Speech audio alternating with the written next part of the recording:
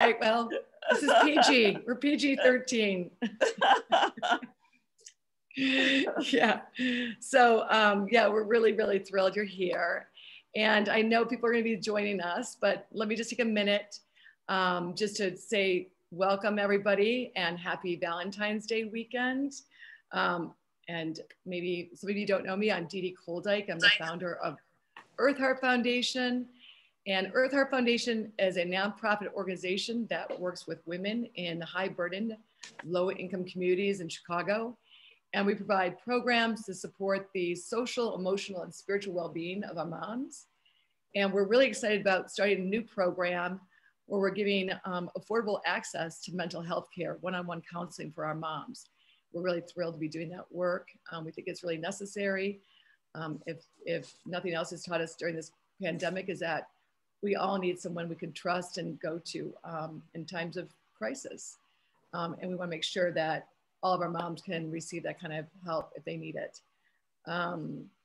As I said, this is our 7th annual Spread the Love event. Normally we'd be doing this in person. We'd be doing it in the community with lots of fun activities and music and dancing. And it's always a great event. We always have a great turnout. And unfortunately, because of the situation, we have to do it virtually, but that's okay. We've got a whole new kind of thing going on this year. So we want to spread the love. It's lots of love this weekend between Valentine's Day and Love McPherson and our events. So let me just take a minute to introduce love. It has been said that relationships don't last anymore. Well, that may have been until Love McPherson came on the scene. With over 3 decades of relationship experience, Love McPherson is the relationship expert. I love that. For over 34 years, Love has lived the lessons in her marriage to Tony McPherson, her college sweetheart. That's amazing. That's so fabulous. And she and he are the driving force behind their coaching company. She's a graduate of Columbia College here in Chicago, and she's an author, she's a speaker, and she has been seen on various TV shows, and she's been heard on radio shows. And she's also on the Real Housewives of Atlanta. That's so exciting, how fun. And she's best known probably for her morning drive segments as a relationship expert on Inspiration 1390's AM morning show.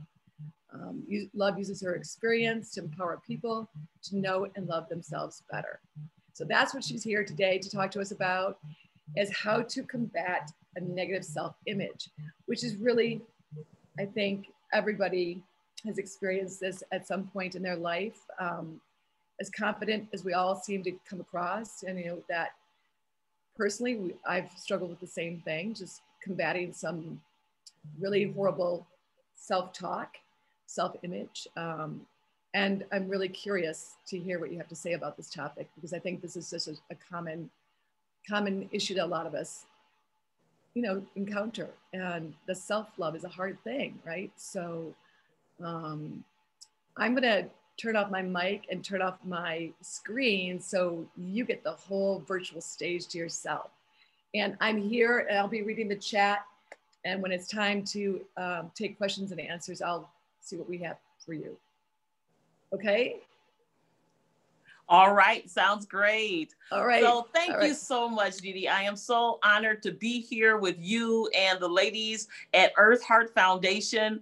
And ladies, I just want to, just kind of really reinforce to you the importance of self-love and how we get there and how we stay there and maintain that self-love. So first of all, I just kind of like to define self-love. And your self-love is important, but it comes through your concept, your self-concept. Your self-concept is derived from how you feel about yourself and how other people respond to you. So the way that you feel and the belief systems, a lot of times those belief systems come from since childhood. Now, they don't come from when you were a baby, because this is what happens. By the time we are babies and we come into the world, we are demanding. We believe that you should respond to us. We come out of the womb crying like, here I am, take care of me. We have to be trained that we don't matter. We have to be trained that we are insignificant. We have to be trained that the world does not revolve around us, because we don't care as babies if it's 4 a.m. and mom has to go to work. Get up and take care of me. Get up and feed me. Get up and change my diaper.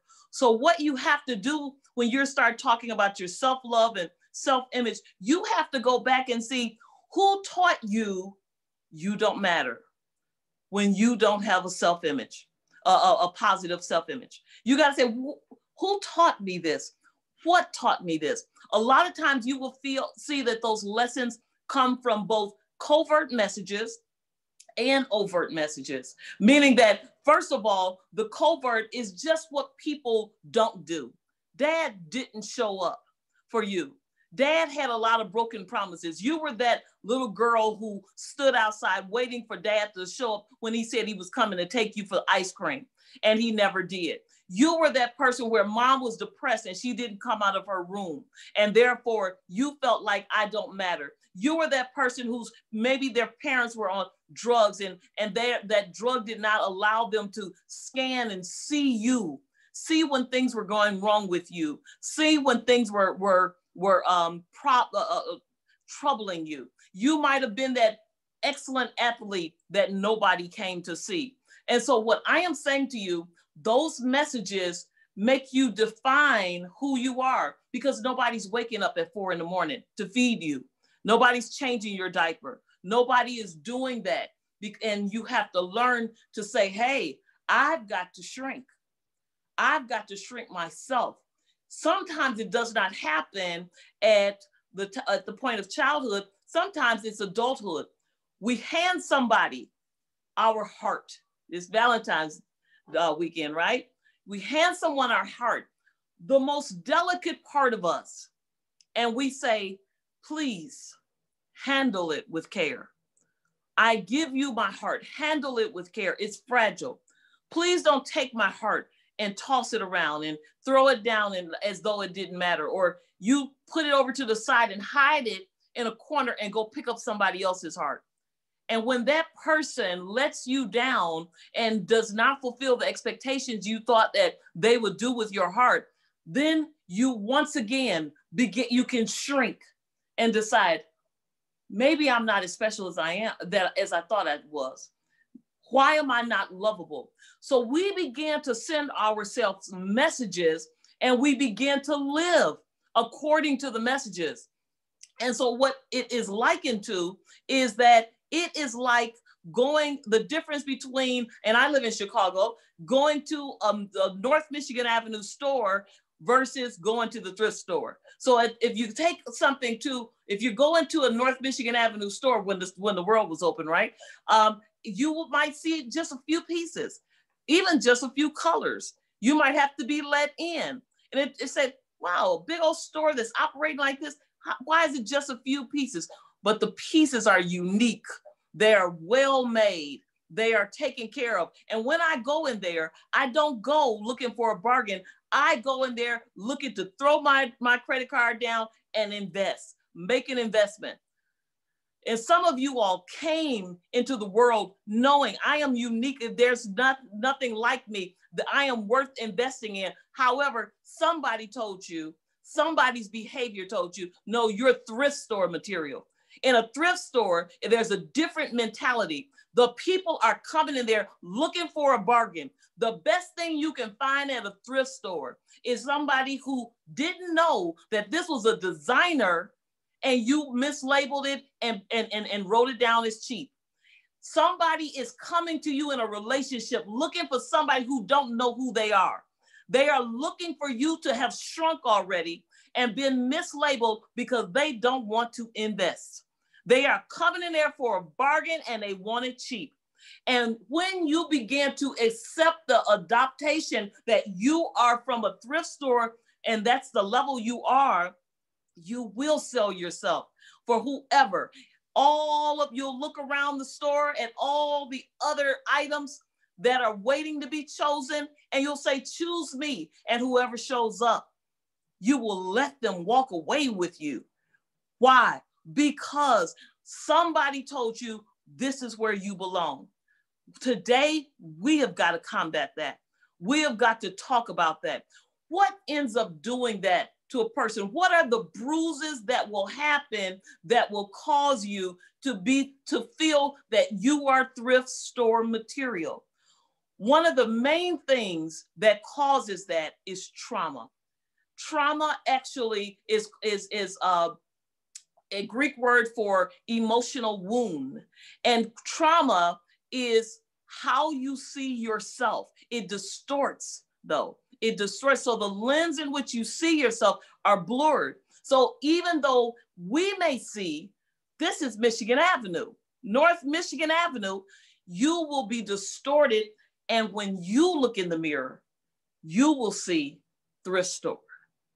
It's important that we see ourselves correctly. We will see what has happened. So what are some of the bruises that can happen?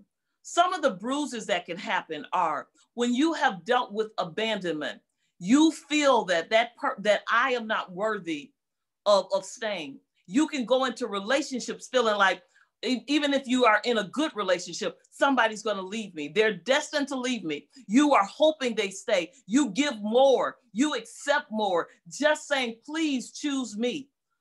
What does neglect do? Neglect makes you be overly independent and not trust people, because neglect, you soon figure out, I can't trust the world that they will see me and take care of my needs. So what am I going to do? I'm going to take care of my own. And so even when somebody tries to show up and give, you are always comparing. You didn't give me as much as them. The neglect will have you still not trusting, even when it's not even somebody who has not been trustworthy to you. You will be suspicious. You will be standoff. You will be ultra independent. You will be that strong woman. And because you have been neglected, people didn't pay attention to your needs. People didn't see you. They didn't scan you and say, are you okay? What do you need? They were so busy and consumed with either self-soothing their own pain and traumas, or just too busy to care, or thought they were caring, but caring in a way that didn't meet your emotional needs. And so when that happens, we begin to isolate ourselves off into our own shell to do it ourselves. And so those are some of the things. When there is poverty, a lot of times what poverty does, it can shame you because it limits your access. It limits people's image of who you are. And there are stigmas related to poverty. So therefore, a lot of times we will try to outlive those stigmas. We will use extra buying to outlive those stigmas. But while we are doing that, we are sometimes financially really suffering because we are trying to wear labels to get rid of the stigmas. We are trying to distract with the labels we wear in order for people not to see who we are underneath the labels. You will see even the businesses are not driven just by success. It is about the fear of failure. And so that is a whole different platform when you are driven by fear of failure, because even when you make it, you don't feel like you've made it. There is no ceiling. There is no I'm enough. There is only comparison to other people, and you will always out-compare yourself to apples to oranges. You are comparing yourself to Bill Gates when you are an entrepreneur that's just starting out. You will compare yourself to somebody else online that is doing something and has been running their business in a whole different way. And then you will find yourself feeling like, I don't measure up. The world may be telling you you measure up.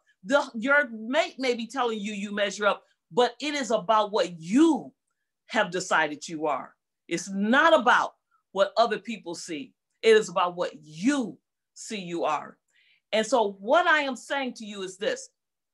You say, how do I combat this self-love? What do I need to do in order to stop this cycle in my life? First of all, I'm going to give you 3 things that you must begin to pay attention to. First of all, self-awareness is an act of self-love. A lot of times when we get in relationships after the trauma has happened, and trauma literally, as I was talking to you, that concept, trauma will take a hammer, and what I thought I saw, it will crack it. And as I look in that mirror, what will I find? I will find pieces of me. So as we look, we don't even see ourselves. And then because this is what I see, when I look, I stop looking. We weren't trained to look because people weren't looking. And if you were raised in a home where there was any type of addiction, you'll find you were focused on the addict because that was the louder bell. They said, look at me, see me, meet my needs, and you were not the person. And that's where you found your significance. But what I am telling you is now it's time to stop looking at everybody else. Stop fixing everybody else. Stop enabling everybody else. Stop having your self-esteem wrapped up in who you are taking care of. Stop and see you. Self-awareness is an act of love, because a lot of times we'll tell our mate, I need you to see me. You don't know me. You know, my husband and I, we were in a grocery store once, and we were going down the cereal aisle, the cold cereal aisle. I don't really eat cold cereals, but my daughter does. So we're like, well, let's pick up some cold cereal for her. My husband reached for a cold cereal, and I said, oh, honey, she doesn't eat that one anymore. She eats a different one. A lot of times we are still trying to be the person of our 20s. We have not come to terms that I've changed. And so if a person does not know you, a lot of times that feels offended. I wasn't offended because he just didn't know that she had changed her cereal, that she does that periodically. She eats it, and then she changes it, okay? And so he didn't know that it had flipped. And so by the time she flipped it, he didn't know, I did, and I picked it out. But a lot of times we're offended. You don't even know me. You don't even know me. Well, guess what? Do you know you? I remember another story where I was getting my other daughter's massage therapist. She was massaging me. And as she was massaging, because she has to be very sensitive to everything, she said, Mom, have you had an injury in your knee? And I had begun to kind of like have some pain standing up and sitting down. And I was thinking, oh my God, is this age? Is this, you know, making all the different things of what this might be. And she said, I feel scar tissue. And it dawned on me one day I had a fall just walking down the sidewalk, but I had to recover real quick. So I didn't even give myself chance because I was doing a training. I was in the middle of a training on lunch hour. I had to get back in there and sit down and pretend I didn't get hurt on that street. So this is the thing. We get injuries along the way. We get injured in our home. We get injured in those relationships. We get injured on that job. They betray us. We give, and then they let us go. We get injured in a relationship. We try, and then they go ghost, or they cheat on us, or break up with us, or divorce us. We give, and then all of a sudden we don't have the luxury to stop and take care of that injury. We keep moving. Because why? We're strong. We're strong Black women. We're strong white women. We are women, hear us roar. We don't stop. We continue nursing everybody else except for ourselves. And what I am saying to you is that we have to pause, because those injuries will continue to disrupt our lives, but we don't even know what to call it. And it was not until then my daughter actually felt it. And I said, wait, yes, I did have an injury. And that's when I was able to begin to take care of myself.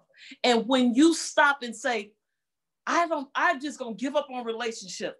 I don't know how to have relationship. Wait a minute. Were you injured though? Was there some scar tissue? Have you suffered domestic violence?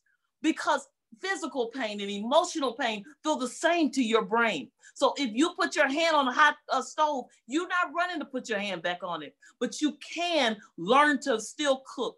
That doesn't mean you have to run from a stove forever. You just need to know how to be safe when you're cooking.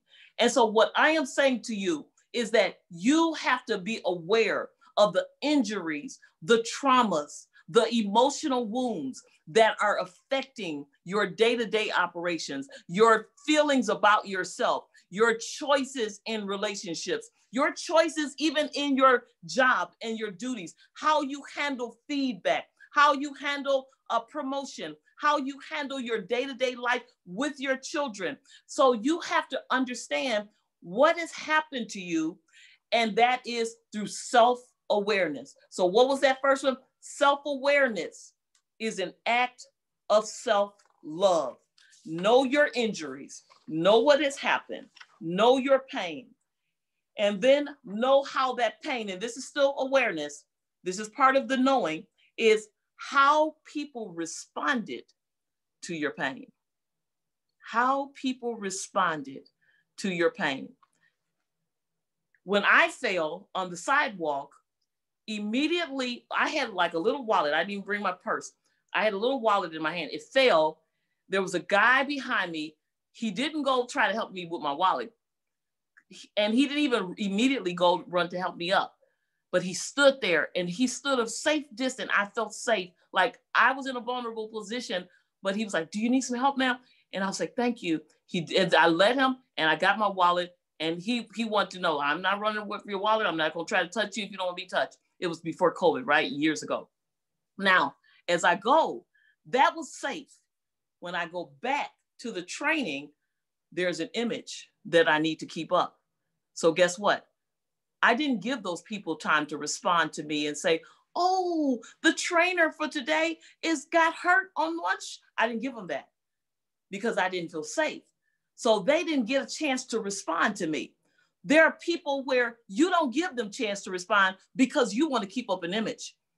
You can be depressed as could be, but you still putting up this image that I'm good, I'm okay, business as usual, let's keep going. I was in pain as for the rest of that half of day as I trained.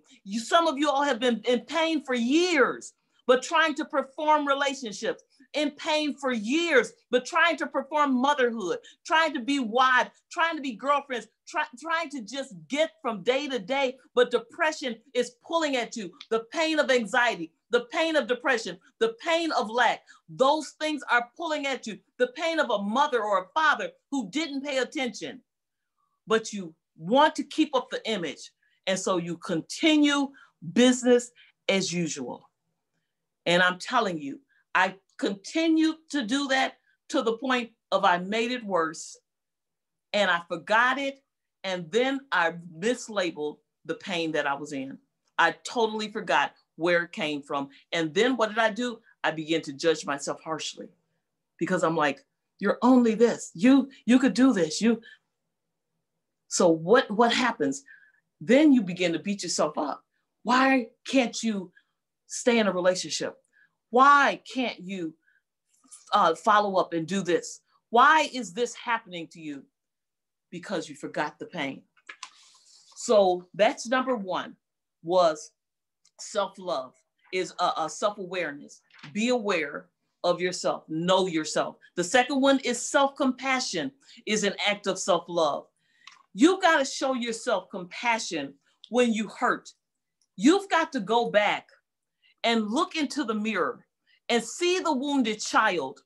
And a lot of times what I just want to do a quick demonstration right now with you ladies on, and I know I don't have a whole lot of time, but I want to do a demonstration with you ladies. I want you to think of a time in your childhood when you were wounded.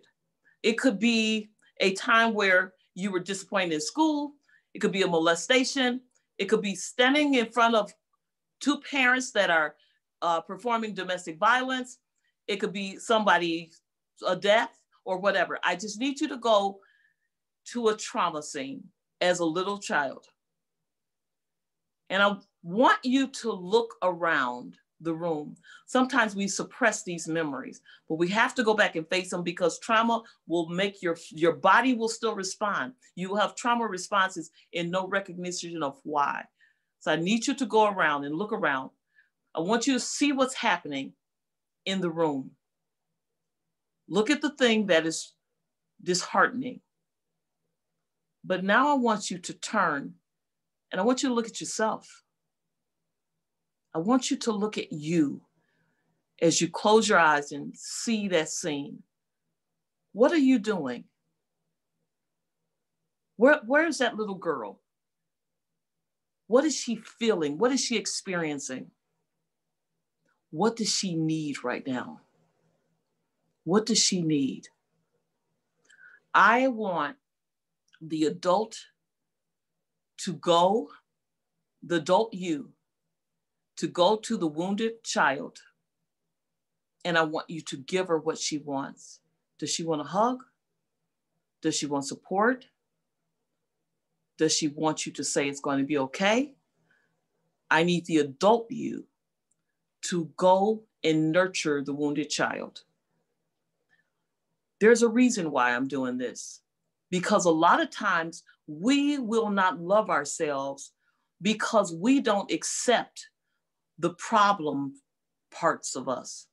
We don't accept all of us. We will only accept the successful woman or the woman who is now has this or that. But you are not that without the wounded child. We don't have to stay wounded, but we need to love her when others did not love her. We need to love that teenager who went wayward or who made bad choices.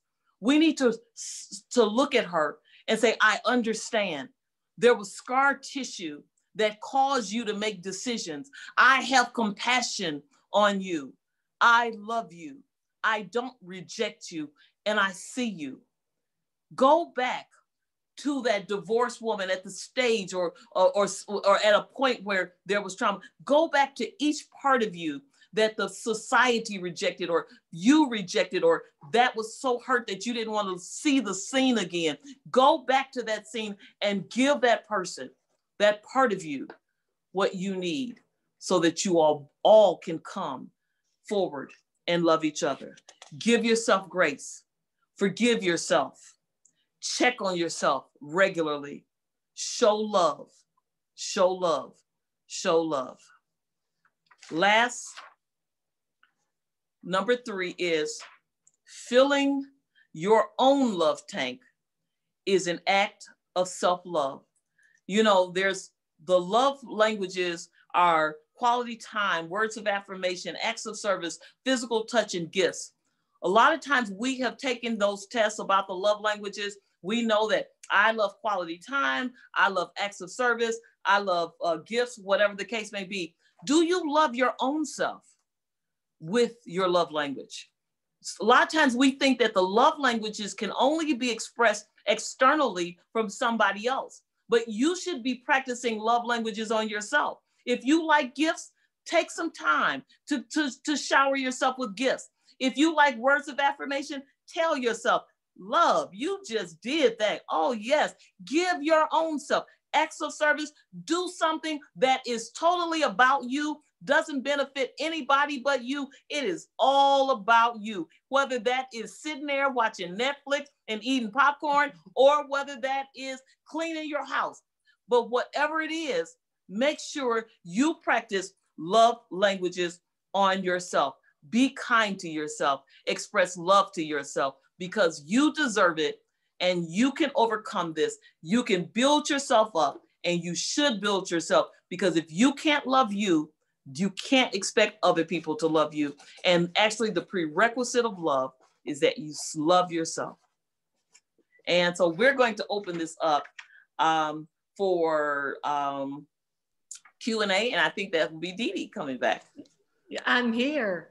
Wow, that was amazing and so powerful. There's so many amazing points, and I'm trying to write all these great points down that you're making. And I love your three things. And everybody, just so you know, in the chat, I think Tiffany Love's daughter who must have had a lot of good parenting, man. She's a great girl. She really is. She's a great girl. She's written down those 3 love, what do you call those? Love acts that you were talking about. Yes. Self-love, 3 steps towards acts of self-love. Love, yes. So she wrote those in the chat so everybody can see that. And she also put down the love languages website, the 5lovelanguages.com, which some people might be really interested in reading about if you're not familiar with the love languages. And to take the test also. Oh, to take the test. A free test online. Great. So we did have a couple of questions, and what I might do, Love, I'm going to ask you the one that a couple of these questions. But I might also just unmute people. I've seen some hands raised. Would that be okay with you? Absolutely. Okay, so so someone said, well, how do you remain safe without keeping up those walls so strongly? Like how do you ease up on those defenses that have been built over years and years and years? So I may be 30 or 40 or 50 years old, and I've had to build up those walls for years to protect myself from being hurt again, right? And Absolutely. vulnerable. And every time I open up the walls a little bit, I get hurt. So I create new walls, or I create stronger defenses. And sometimes, how do you start to trust again? And I know some of the things that you said are really important, but this is a really good question. Yeah, that's a very, very good question. A lot of times we think that opening up the walls mean because I trust you. Actually, opening up the walls mean because I trust me. You trust that you are resilient. You trust that nobody can steal all of the love because you have learned to love you. So if you walk away from me and take your love, I still have love. I don't look for my love externally. I fill myself up internally with love, with confidence. So when I walk in, studies show that people who don't have rejection issues, if you reject them, what they feel like is, wow, you missed out on something really good. Instead of the self-talk of, what about me was so wrong that they couldn't love me? That's 2 very different dialogues. And so when you fill yourself up and begin to see yourself outside of the trauma, which means this, with the trauma, you have to challenge the lies and the images that you see. Just like a child, if your child is saying, I see monsters in my closet, you've got to convince them that those are only clothes hanging. It might look like that with the shadows. So the shadows that you see of these people coming in your life are not boogie monsters. You can overcome this. Nobody should be able to totally destroy you if you are choosing from a healthy place. The problem is a lot of times we choose from what's familiar, and we call it chemistry. We are so used to trauma until that person brings trauma and it's familiar, and we open the door and say, oh, I got skills for that. What we have to do is learn to operate and heal on a higher level, and we will recognize better when we see the chaos and the dysfunction show up, but also we will have the confidence level to say, hey, I'm good. Yeah, you can slowly walk in the gate, but you know what? I'm armed with love, so I'm protected. Right. It's so many times you have to change those patterns, right? There's so many patterns over years that we have to stop and think. And self-talk, you have to absolutely self-talk. You got to use self-talk to do it and say, I'll be okay. You do yourself more harm running from love than you do just being open. And then you have to separate yourself from what that person does. A lot of times what we do, Dee Dee, is we look at that person's behavior and we always attribute it to our own self. Sometimes when you're in a relationship, you have to stop and say, this is that person's issue. This is not my issue. But if you feel like they're going to come in and you're going to have more issues because they're going to expose you, because that's what relationships do, is expose you. So a lot of times we are running and hiding from what this relationship will expose of us, not from the love. And so what has to happen is this: you learn you expose you, and you understand you understand your triggers, You understand what your fears, you understand all of these things. And by that time, you are able to separate, not enmesh their stuff with yours. That's their problem. Somebody beat you and say, you caused me to beat you. No, I didn't. I know how to separate that out. I cannot make you mad enough to beat me. I cannot make you mad enough to go and have an affair on me. That's your integrity. That's your way of coping with things. I will not accept what you are trying to put on me. But if that's what you've been doing all along, you will accept it because you're so used to taking all of everybody's issues. Right. All right. I have another really good one. It says, any practical steps on how to forgive yourself for a mistake? Absolutely. This is what has to happen when you talk about forgiveness. Forgiveness itself, the first act of forgiveness is just that. It's an event. But every day you act out the decision. Forgiveness is not about how you feel, no more than love is how you feel. Love is a decision you make. And every day, of the 37 years I've been married to my husband, I don't always feel like, sometimes I felt like bopping him on the head. I never did in 37 years. Sometimes I'm sure he felt like popping me in the mouth. He never did for 37 years, but that's feelings. But we made a decision that we would not do those things, that we would honor.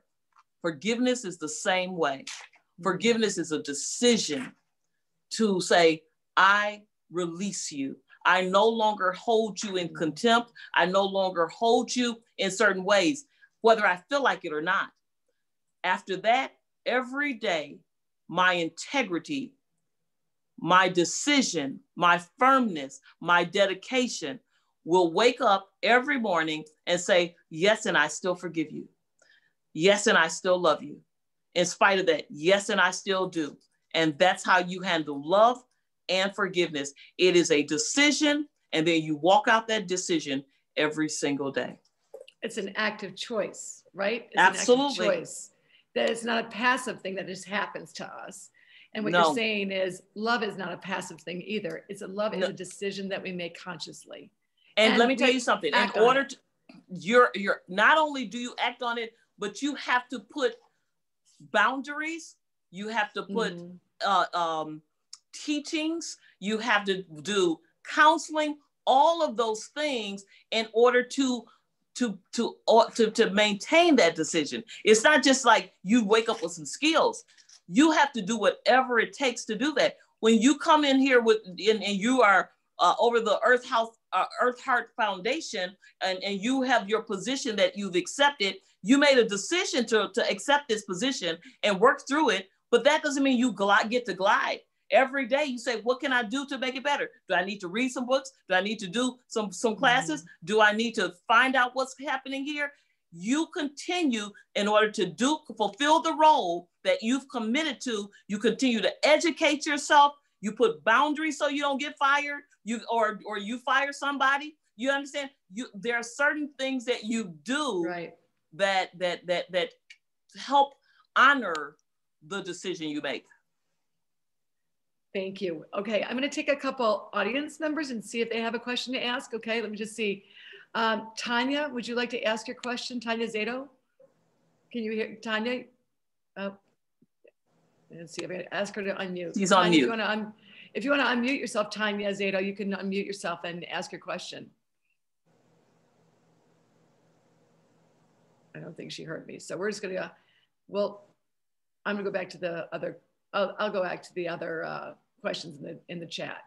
I'm here. Okay, Tanya. I was in the middle of something. Can you hear me okay? We can hear you, Tanya. Okay. Yeah, boy, I have to tell you that I wasn't prepared for such deep enlightening. Oh. Yeah, and although I appreciate it. So thank you. How do you, my question is, the trauma comes from the people closest to me, you know, my mother, my sister. How do I continue to, how do I forgive and go on without re-traumatizing? every time I go around there, I'm re-traumatized. I get flashbacks. I have nightmares. You know, I just can't Yes. get myself in. Yeah. So Tanya, I get it. What you're saying to me is that you have trauma related to your family, and even when you go back, you still feel the trauma being triggered in their presence, and you can still have nightmares and things like that. What I am saying to you is this: the key in that is when I go back, you have to be able to protect your heart. You cannot. A lot of times we think that because it's family, we have an obligation to constantly go back. You have to protect yourself until you are strong enough to be in that environment. And this is what you have to do. Anybody dealing with family trauma, what you will find is that very often people are wanting to have relationships with a role. A role is sister, a role is mother, a role is father, ROLE. They want the role. And when you want to have a relationship with a role, then you have expectations. I have a role right here, so everybody who showed up has expectations of me. And I need to fulfill those roles or they will be disappointed.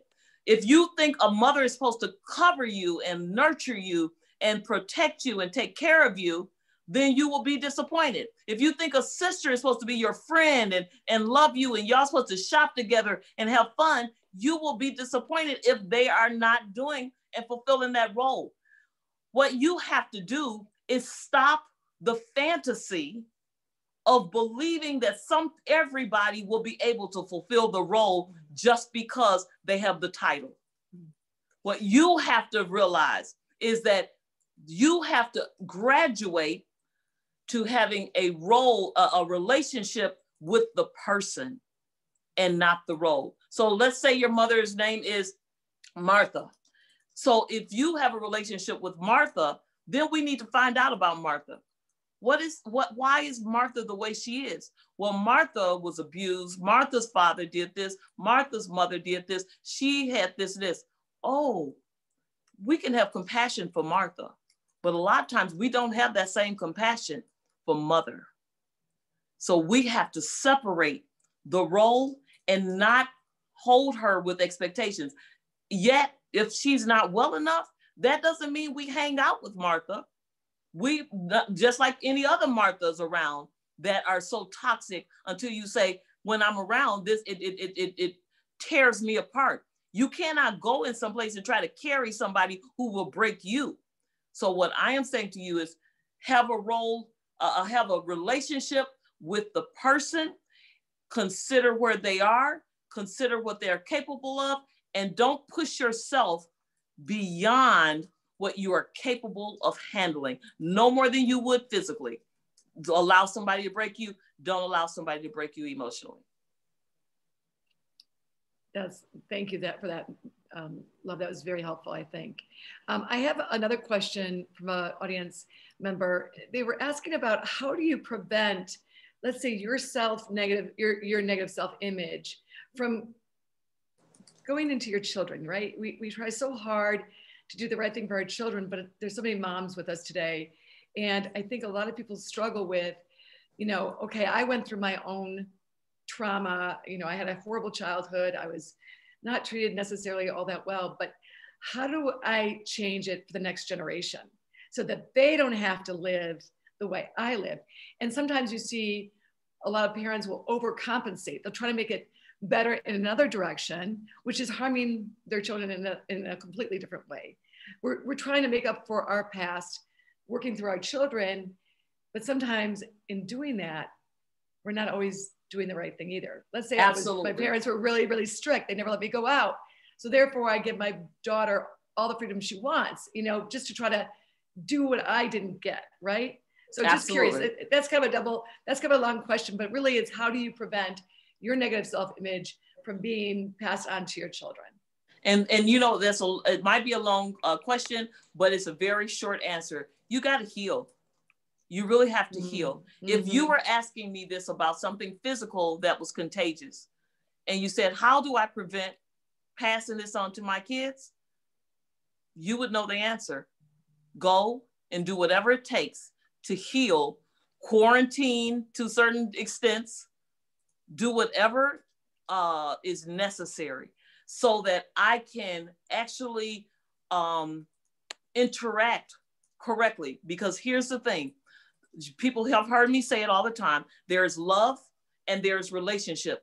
A lot of times we think the quality of the relationship is indicator of how much you love me, but that's not truth. Once again, love is a decision. That's the love that you decide. Relationships are skills, communication skills. It's how we relate to one another. We learn those by default by how our parents relate to us, how they relate to others, how they saw them relating to each other. And so we pick those communication skills up, those conflict resolution skills, those listening skills, those bonding skills. We pick those skills up. If they're dysfunctional, we pick them up by default, automatically, and we take them into relationships. And a lot of times we duplicate those faulty, dysfunctional skills to show love for our own children or for our own husband or for our own mates. You understand? And so what you have to do is you've got to say, I need new skills. My parents only argued. My mother only fussed at me. My mother only criticized me. That's not a good skill, that she's so frustrated in herself till she overly criticized me. So I don't believe that I can do anything wrong. So you'll say, I'm just going to tell my daughter, you're the what best. You're the wonderful. You're this. Deep down inside, your daughter is saying, I'm not really all that, and I don't want to let mom down. So she has to hide under shame that she's not what you think she is. So she has to have this secret of, mom thinks I'm one thing, but I don't. And she doesn't allow me to feel any other way about myself. I cannot stop and pause and feel this without her over preaching me back into whatever she has says I am. That's not good enough. So what we have to do, we have to learn communication skills that are functional for family and intimate relationships, conflict resolution that will not crush, demean, emasculate, reject. We have to learn those skills, and so that we can accurately express our love, our decision to love our significant people. Right. Do you have time for one last question? Absolutely. Okay. So I have a participant or a, audience member who said they're married currently, but separated from her spouse. How can I apply the approach of self-love while navigating through this very difficult time? I do have one follow-up question to answer that question correctly. Are they separated with the intention of getting back together, or separated with the intention of getting divorced? Yeah. Let's see if she answers that. I'll give it a second. But separated and not sure. Separated. Okay, separated and not sure. Okay, so here's the thing. What I advocate a lot of times, I advocate what's called a healing separation, not just a separation. A separation won't do it, but a healing separation is actually an act of self-love, because what it does is this. You know, I'm gonna flip over to a scenario so that I can bring it back real quick. If you go to the doctor and you go to the emergency room and you say, okay, this is really bothering me to the point where I know I need something more than what's happening, they will examine you, and sometimes they will say, oh, we want to keep you. We want to keep you inpatient. We're gonna send you to a room and we're going to keep looking at you and examine you. Okay. So they feel like you need to be separated from your family. You need to be separated from your job. You need to be separated from your life so we can take care of you more intensely, because this is serious. When you separate from your spouse, it is inpatient. It should be an impatient act emotionally, where you say, now I need to really focus on me. I need to hear me. Because when you're in the house with the person that is dysfunctional, or you are dysfunctional, or it is a lot of chaos that would push you there, a lot of times you are so distracted by your emotions of up and down that they are bringing into the household, whether it is strife or even silence that is hollering and deafening.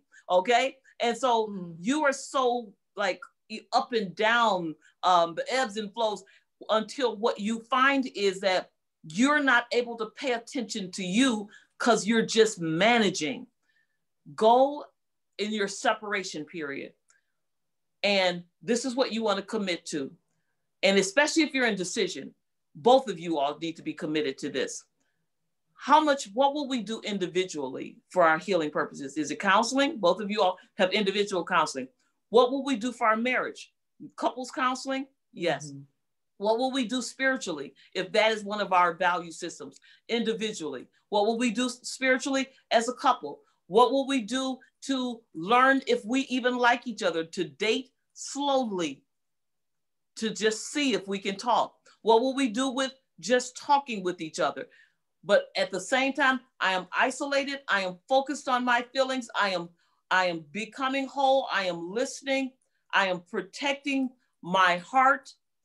And you slowly determine, and then you will see, will that person be as, will my mate be as dedicated to the healing process of returning back as I am, or are they just out there living their life?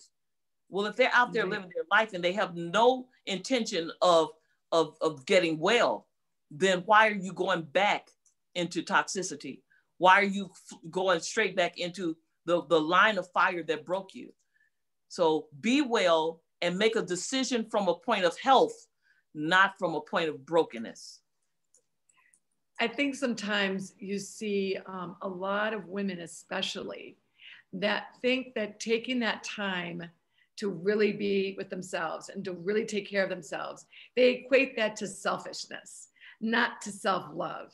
And I think so many women, especially, I see this, where they just find that they're supposed to be taking care of everybody else. And if they're not, then they're selfish. They're not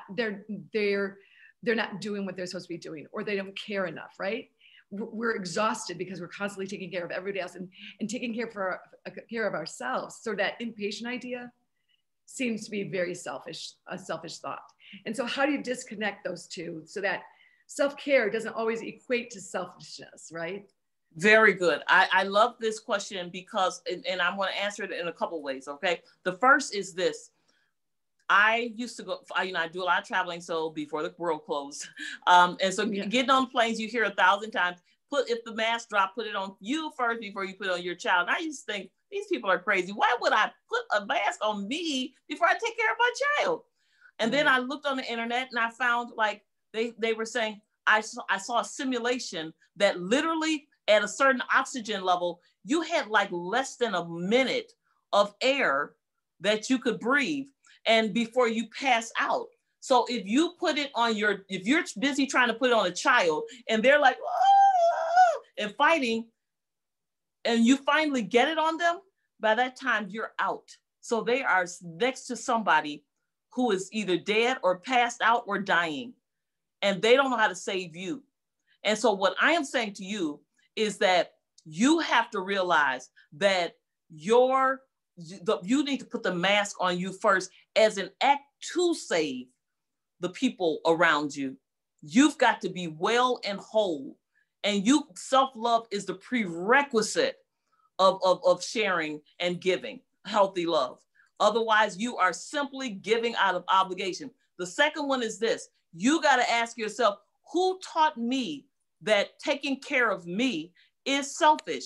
I promise you, if the people in your lives have been so self-centered or so needy, or you actually had to leave your childhood development to act as mother to your mother, father to your mother, father to the home, because your mother was so reckless until you had to protect her because she would be out in the streets, or you had to go get her from drug houses. Let me tell you something. Your only focus since childhood, you can't be a child. You have to be an adult. You have to jump levels of roles and flip roles and all kind of things. You stop taking care of you. And the only time you were praised was when you were taking care of somebody else. You were seen as a tool and for their their worth, you condition yourself. I don't matter because you didn't matter. So you say, I don't matter and they matter. And so then you can pick up codependency issues where you feel validated by fixing people. You sometimes you're fixing people because you don't want to fix yourself. It's a good distraction because you don't want to see yourself. And so now I go fix everybody else. Everybody is a project. You're a project. Mm-hmm. And if you don't do it for a while, you just will feel you got to reframe your mind and realize that is, you are lying to yourself if you think that's selfishness. That is self-care, self-preservation. Okay. So if you are a hairstylist and you're doing everybody's hair but yours and you're not washing it, you say, oh, it's so selfish to wash my own hair. No, it's not. It's necessary. Okay. Well, I think that's one of the reasons why we call one of our programs Moms First, because you have to put yourself first in order to take care of all those other people that you are in charge of taking care of. If you can't put yourself first, it's not selfishness. It is self-love in order to bring more love to your community, to your family. So I think we're going to end on that note, because I think that was so beautifully said, Love, and we really appreciate you being here. I just want to remind everybody, our audience, that the event today is recorded, and we're going to put it up on our website, and we're also going to post parts of it on our Instagram and our Facebook pages, which is at Earth Heart Moms. So make sure you follow us, and you'll get the links to the recording and so forth. And also, thank you, Love, for your donation of a t-shirt and a book. We're going to pick a special winner to receive your book and a t-shirt. Oh, there you go, right there. So, okay, someone's gonna get this t-shirt, and someone's gonna get the book. And also we have 3 $100 gift cards that we're gonna be giving out to our guests. So that is what we'll be doing. We're gonna send you an email, so everybody check your email tomorrow and look to see if you're the winner. And also you can visit Love on her website at lovemcpherson.com. Maybe Tiffany could put that in the chat for us so everybody can see that. And Earth Heart is earthheartfoundation.org. So we've got lots of information about that, about our programs, our events, and so forth. So make sure you follow us.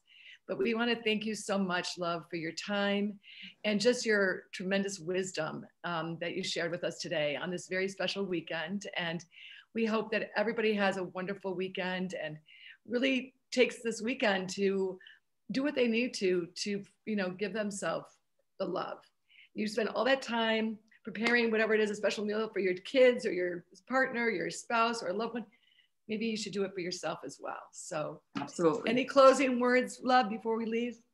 Yes, I would like to say, first of all, thank you, Dee Dee. I am so honored to be chosen for this platform. And I just want to encourage the ladies to guilt-free self-love. Guilt-free self-love. And as we approach Valentine's Day weekend, I want to encourage them to repurpose Valentine's Day as a day of self-love and not waiting for somebody else to love them, but to love themselves, to focus on self-love for this holiday. Be your own. Offer your own self the heart. Oh, that's lovely. Thank you so much, Love. Thank you so much. All right, everybody, have a great weekend. Thank you, everybody, for being here today. Take care.